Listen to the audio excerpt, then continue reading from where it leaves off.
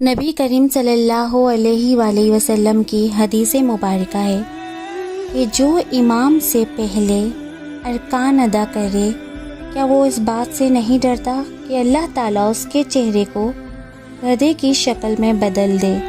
تو ایک بزرگ فرماتے ہیں، میں ایک محقق سے حدیث پڑھنے جایا کرتا تھا تو اکثر مجھے پردے میں رہ کر حدیث پڑھاتے تھے۔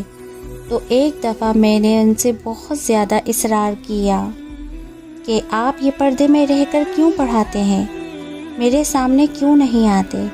تو انہوں نے پردہ ہٹایا تو میں نے دیکھا کہ ان کا چہرہ گدھے کی شکل میں بدلا ہوا ہے۔ تو میں گھبرا گیا۔ میں نے پوچھا کہ ایسا کیا ہوا؟ تو انہوں نے کہا، میں نے یہ حدیث سنی تھی اور اس حدیث کو سن کر میں نے یہ سوچا کہ کیسے ہو سکتا ہے کہ کوئی امام سے جان بوجھ کے آگے بڑھے۔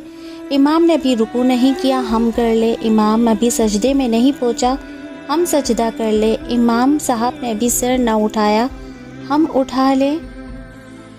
تو میں نے یہ سوچا کہ شاید ایسا نہیں ہو سکتا کیا جو حدیث میں بیان کیا ہے۔ جان بوجھ کر میں نے ایسا ہی کیا اور اللہ نے میرے چہرے کو ایسا کر دیا۔